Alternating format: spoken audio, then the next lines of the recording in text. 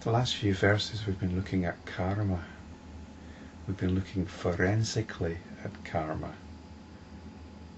More specifically though, we've been looking forensically at our immediate situation, the reality of our situation right here, right now. And the reality of our situation is one of ignorance with the possibility of enlightenment, the possibility of moving from ignorance to enlightenment. And karma here is the pointer, it's the tool by which we can do this. Karma is often associated with notions of reincarnation or rebirth. But it's a more accurate word would be transmigration. Transmigration into a new birth. But let's not worry too much about that. Let's stick with this understanding of transmigration, because this is what's happening all the time. Transmigration, what is it that is migrating? It's the attention that's migrating. It's the attention that is migrating from its natural state of pure awareness to one of personal identity. This is transmigration.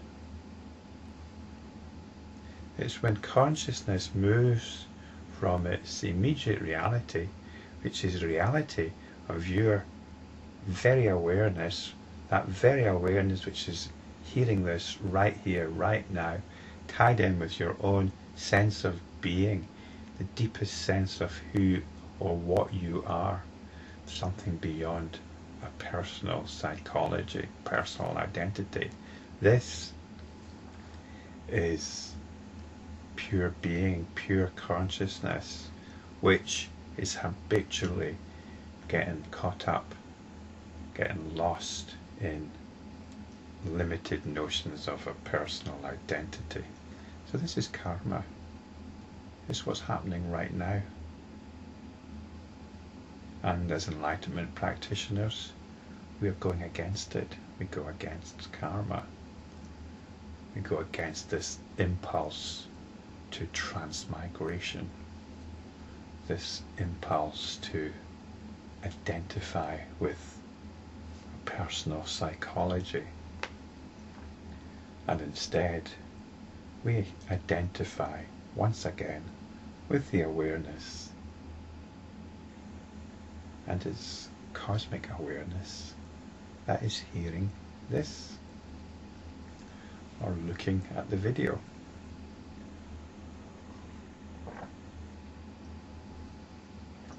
Let's have a look at verse 524. If people's karma, which is in combination with them, is destroyed, karma succession being thus destroyed, there will be no transmigration, no attainment of nirvana. So karma cannot be destroyed. Karma is part of the mechanism of consciousness. There's always going to be transmigration, because without it there could be no liberation, because what would you be getting liberated from? Consciousness gets liberated from its own nature, its own tendencies, and these tendencies are what is meant by karma. So karma cannot be destroyed, because nirvana is about coming back from this state of transmigration to awareness.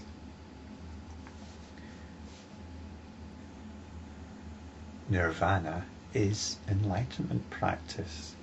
Enlightenment practice is moving from ignorance to awareness. It's something we can be practicing all the time.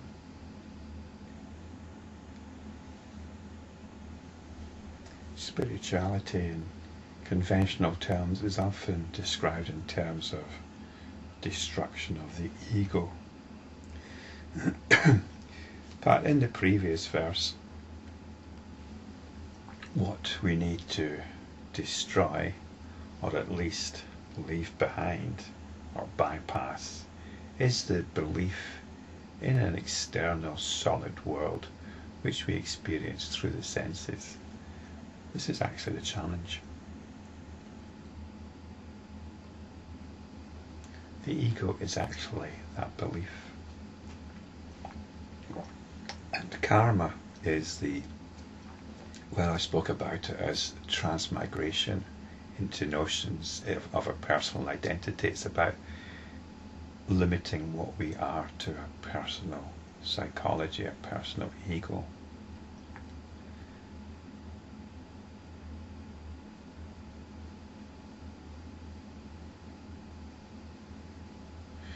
Another way we can understand this transmigration, though, as projection.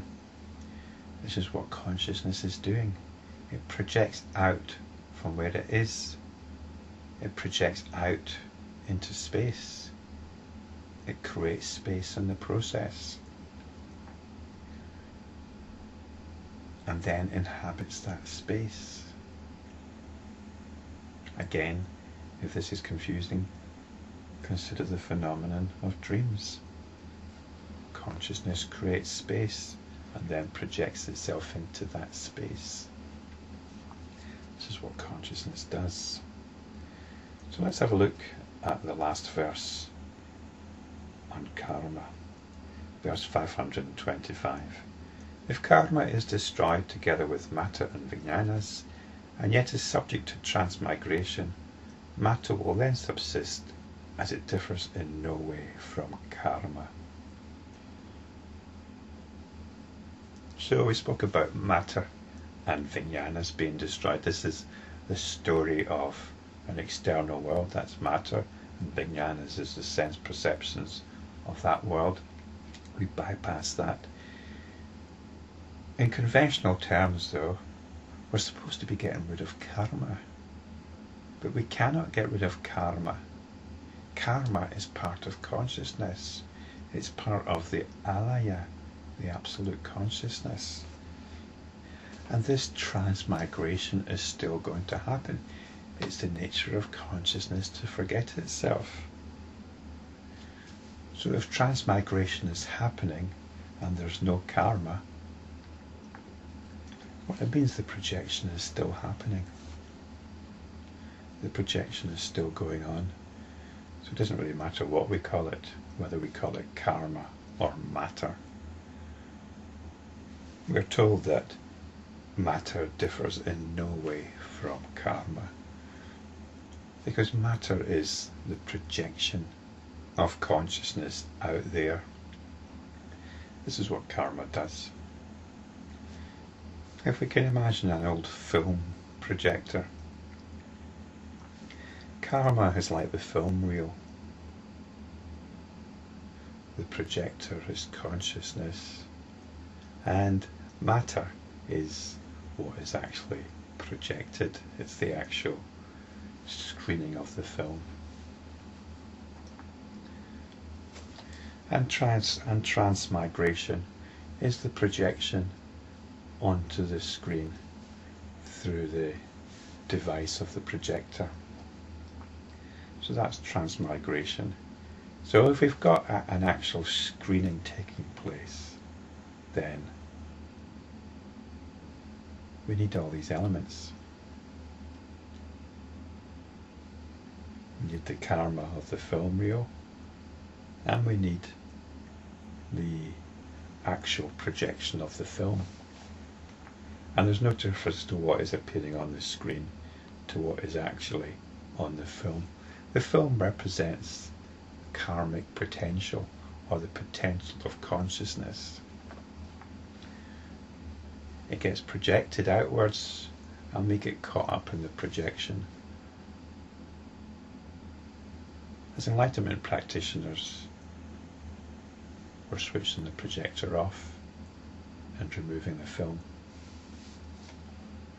Well, I suppose at this point we can go out and get on with life as it is, rather than getting caught up in a projection. So the main point here is that karma cannot be destroyed. There's always that potential. And the story of a world of matter, physical world being perceived by the senses, is simply that. It's a story which we move beyond, and we come back